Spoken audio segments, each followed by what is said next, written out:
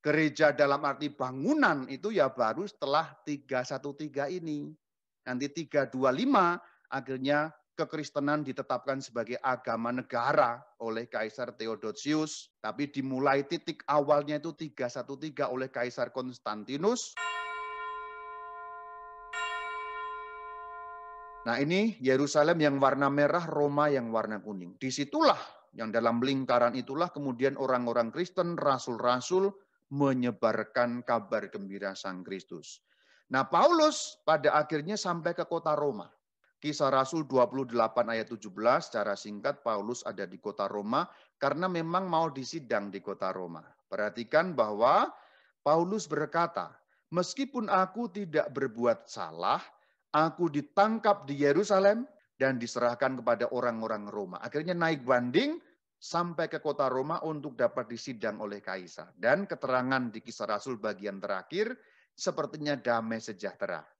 Kisah Rasul 28:31 dengan terus terang dan tanpa rintangan. Ini sudah saya bahas di bagian pertama. Seakan-akan berhenti, tapi tidak. Kalau kita memperhatikan sejarah dunia, begini. Kita tidak usah memperhatikan dokumen-dokumen gereja, kita pakai sejarah umum saja sudah jelas. Tapi sekarang justru saya balik. Saya tidak mau menggunakan sejarah-sejarah umum karena sudah jelas.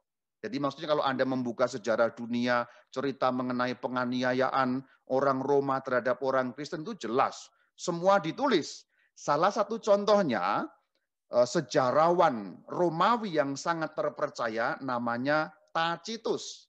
Tacitus ini orang Romawi asli. Jadi orang Romawi asli menulis mengenai bagaimana orang Kristianus, orang Kristen, menurut Tacitus ejaannya begitu, Kristianus, ya Kristen, itu dianiaya oleh para pembesar-pembesar dan kaisar-kaisar Roma. Kalau membuka sejarah Tacitus itu jelas.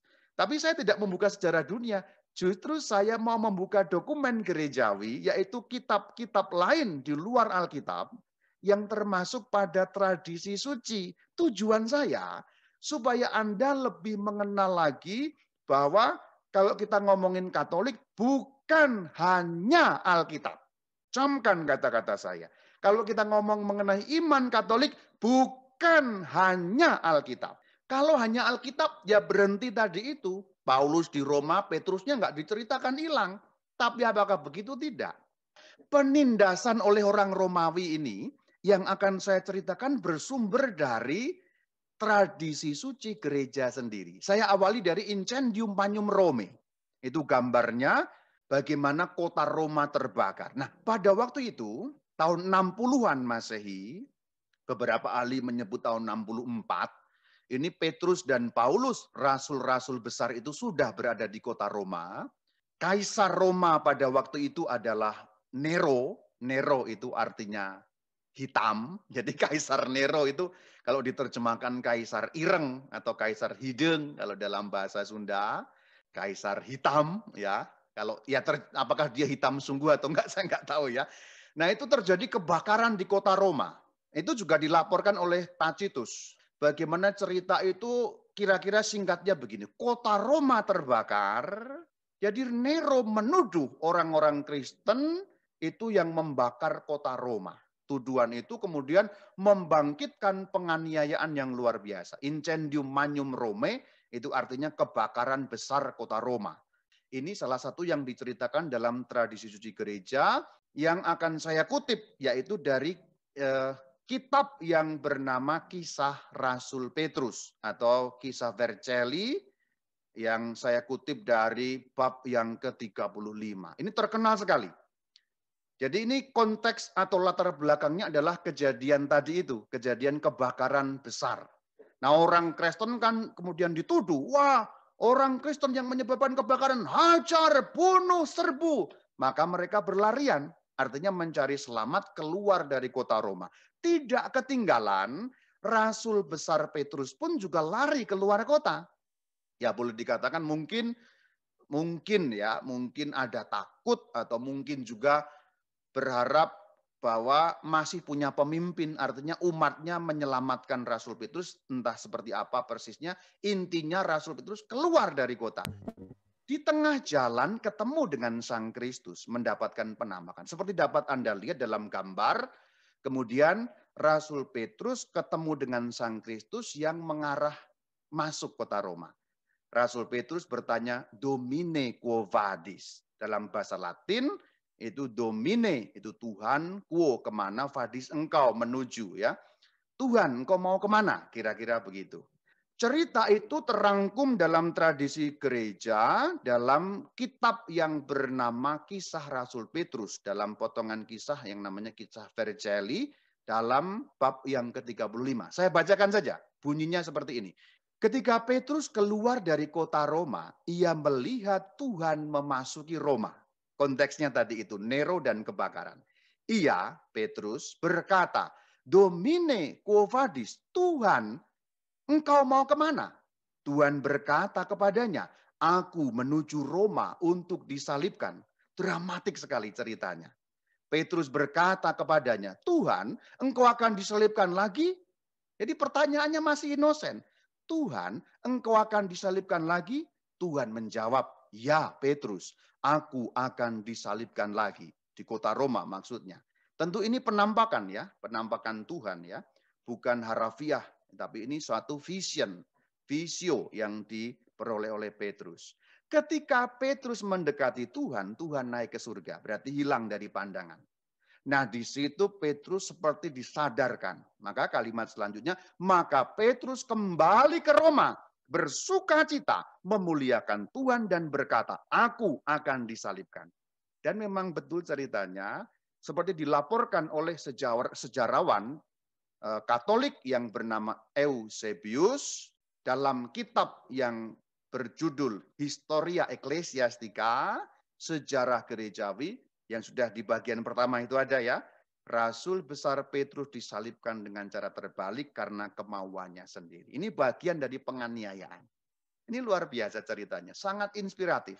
Cerita Domine quo vadis ini luar biasa. Petrus yang sudah mau lari keluar, Tuhan seperti menegur, tapi dengan cara boleh dikatakan tanda petik sindiran.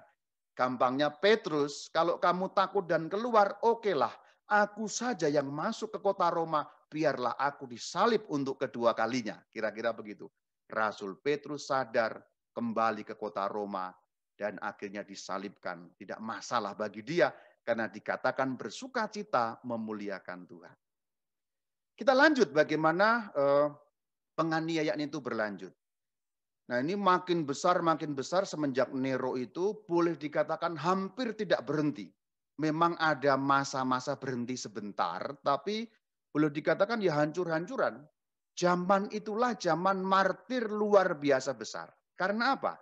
Kekejaman yang dilakukan oleh orang Romawi kepada orang-orang Kristen tentu saja jauh melebihi kekejaman yang pada awal mula dilakukan oleh orang Yahudi. Sumber daya orang Yahudi itu terbatas. Tapi sumber daya orang Romawi, apalagi ini diperintahkan oleh kaisar, pembesar-pembesar negara, tidak terbatas boleh dikatakan. Alat hukumannya banyak sekali. Dan ngeri-ngeri, disalibkan sudah pasti ada banyak. Kemudian diadu dengan banteng, diadu dengan singa, dimasukkan ke tempat gladiator, dibunuh dengan kejam, dipenggal kepalanya. Ada yang kemudian diikat kaki dan tangannya, diikat kuda keempat penjuru, ditarik. Anda bayangkan, tangan kaki diikat, kuda keempat penjuru, kuda dipecut, kuda lari. Apa enggak hancur seperti ada yang digoreng hidup-hidup, ada yang dikuliti hidup-hidup, ada yang dipotong pelan-pelan anggota tubuhnya sedikit demi sedikit, dan lain sebagainya. Ngerilah kemartiran itu. Nah, inilah zaman Romawi. Masih lanjut, saya sekarang mengutip tulisannya Eusebius, Bapak Gereja, yang menulis Historia Ecclesiastica. Ini juga dokumen gereja, bagian dari tradisi gereja kita. Dalam kitab Sejarah Gerejawi, bab 6 ayat 1. Saya bacakan. Ketika Severus mulai menganiaya gereja, banyak kesaksian mulia diberikan di mana-mana oleh para atlet gereja. Secara khusus ini terjadi di Alexandria, para atlet Tuhan dibawa ke kota itu. Jadi istilah yang dipakai atlet. Karena apa? Seperti pertandingan. Jadi atlet Tuhan, atlet gereja. Karena seperti zaman dulu kan orang Romawi itu kan senang. olahraga, namanya gimnasium ya. Maka atlet itu dipakai sebagai gambaran. Dan Rasul Paulus pun kan juga memakai gambaran atlet ini. Kamu berlari supaya nanti sampai pada garis finish, kan gitu. Maka tidak heran Eusebius juga menggunakan istilah atlet ini untuk menggambarkan itu. Kita lanjutkan. Dan memenangkan mahkota. Ya, memenangkan mahkota dari atlet tadi itu gambaran ini ya. Dari Allah melalui ketabahan mereka di bawah penyiksaan dan berbagai cara kematian. Di antara mereka adalah Leonides, ayah Origenes, yang dipenggal kepalanya ketika putranya masih kecil. Tadi itu Roma sudah diceritakan, sekarang saya pindah ke Alexandria, saya mencuplik sana-sini supaya menggambarkan luasnya penganiayaan itu. Origenes seorang bapak gereja, ini yang dikutip di sini. Lanjut, masih dalam Historia Ecclesiastica, sekarang bab ke-6 ayat 28. Alexander, Kaisar Romawi, digantikan oleh Maximinus Caesar. Ia memulai penganiayaan, memerintahkan agar para pemimpin gereja dibunuh karena telah mengajarkan Injil. Jadi pembunuhan kepada para pemimpin gereja, yaitu para episkop, presbiter, diakon pada zaman itu, uskup, ya presbiter dan diakon, karena mereka mengabarkan Injil, mewartakan Injil.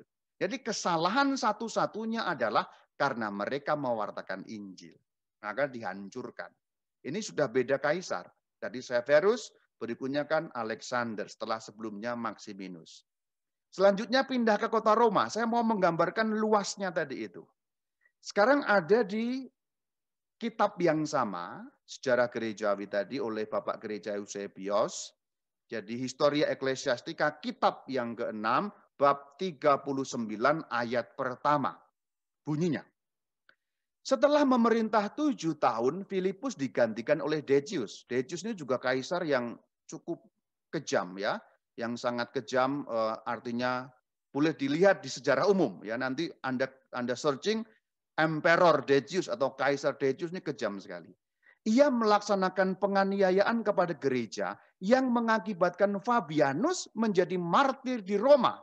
Fabianus ini uskup Roma atau paus, salah satu paus. Maka sekarang saya ceritakan di Roma, tadi kan Alexandria salah satu pusat juga, kemudian Roma. Dan Cornelius menggantikan Fabianus menjadi uskup Roma. Ini luar biasa penganiayaannya. Jadi uskup dibunuh, paus juga dibunuh dan sebagainya. Secara luar itu bisa dicek. Saya sengaja kutip sejarah internal kita supaya pikiran Anda terbuka. Katolik bukan hanya soal misa dan Alkitab, tapi tradisi suci juga. Memang sayangnya jarang dibahas. Orang banyak ngomong tradisi suci, tapi jarang membahas rincinya. Nah, sekarang ini rincinya saya bahas untuk Anda.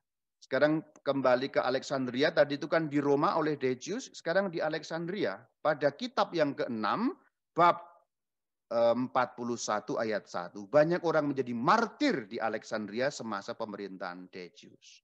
Ada banyak dalam kitab Historia Ecclesiastica, tapi saya cuplik-cuplik saja sedikit, tapi cukup tergambar bagaimana kisahnya itu.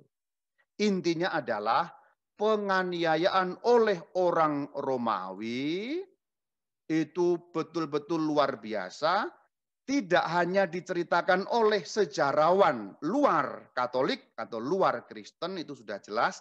Tapi dokumen-dokumen gerejawi yaitu tradisi suci kita pun mencatat dengan sungguh-sungguh. Jadi kalau ada cerita Anda pernah dengar Rasul Petrus disalibkan terbalik begini-begini, itu semua ada. Itu semua bukan khayalan, bukan dongeng sekolah minggu belaka yang ngoyoworo bahasa Indonesianya, imajinasi orang, tetapi itu sungguh terjadi dan dilaporkan. Dan memang itu tidak tertulis di Alkitab, karena memang tidak hanya Alkitab. Saya sekali lagi sekaligus mengajarkan juga membongkar pikiran orang Katolik yang kebanyakan kadang-kadang terjebak hanya Alkitab, hanya Alkitab, hanya Alkitab. Ayatnya mana, ayatnya mana, ayatnya mana. Bongkar, mari kita bongkar. Begitu saudara-saudari. Jadi Katolik ini luas sekali dan kekayaan sejarahnya, kekayaan ajarannya, kekayaan tradisi sucinya itu luar biasa. Dan sekarang saya sharing, makin mendalami iman Katolik, makin saya cinta gereja ini. Karena ini gereja yang satu, kudus, Katolik, dan Apostolik, yang didirikan langsung oleh Sang Kristus. Gereja yang nyambung sampai zaman para rasul. Keberadaannya bisa dibuktikan, imannya bisa dibuktikan, semuanya jelas ada dalam tradisi suci, dan tradisi suci yang tertulis namanya Alkitab Suci. Saya berapi-api kenapa? Karena saya betul-betul melakukan riset-riset seperti ini untuk menyadarkan Anda. Supaya Anda juga mengalami seperti yang kualami. Terbuka makin lebih luas pikiran mengenai kekatolikan dan makin yakin ini gereja yang benar. Bukan gereja abal-abal, bukan gereja kaleng-kaleng, bukan gereja cabe-cabean, bukan gereja karang-karangan, dirian manusia, tapi dirian Sang Kristus asli langsung sejak zaman semula. Sejarahnya nyambung, mata rantainya tidak terputus, saudara. Haleluya, amin, saudara. Haleluya, amin, saudara. Saya senang kalau ngajari yang begini-begini ini. Karena apa? Ini membuka kita. Sekarang kita sampai pada bagian yang 313. Ini secara umum juga mencatat. Jelas, Anda boleh searching secara umum, ada semua. Justru akan membuka sejarah kita sendiri yang ditulis masih oleh Bapak Gereja Eusebius. Masih dalam kitab Historia Ecclesiastica, dalam kitab yang ke-10, bab 5 ayat 4. Ini jelas sekali, ada. Jadi Anda boleh nanti buka itu ya. Sejarah gerejawi atau Historia Ecclesiastica itu pada kitab yang ke-10, bab yang ke-5 ayat yang ke-4. Kami, yang dimaksud kami adalah Konstantinus Augustus dan Licinius Augustus. Atau terutama Konstantinus ya. Kami, karena waktu itu ada co-emperor juga.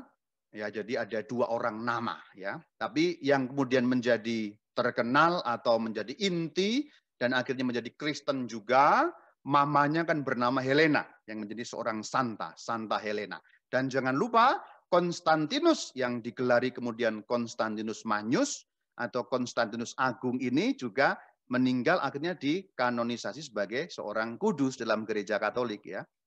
Jadi Santo Konstantinus, mamanya Santa Helena. Kami memutuskan menganugerahkan kepada orang-orang Kristen dan orang-orang lainnya kebebasan untuk menganut agama yang mereka pilih.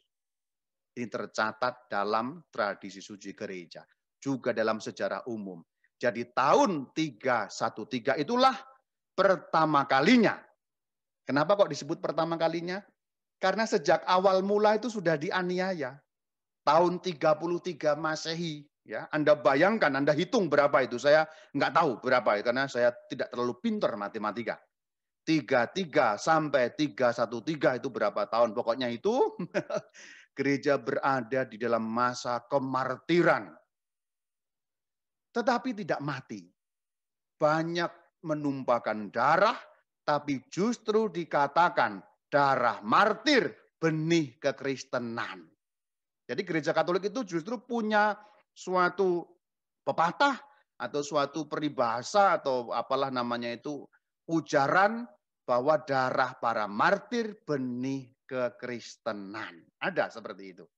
Justru karena para martir itu dibunuh, menyuburkan. Dan akhirnya gereja memasuki suatu masa damai. Di seluruh wilayah Kekaisaran Romawi itulah gereja tumbuh dan berkembang.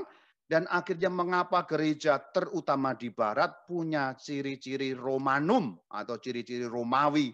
Pakaiannya jadi Romawi. Karena awal mula ya seperti ini ya. Dalam arti ada adaptasi-adaptasi.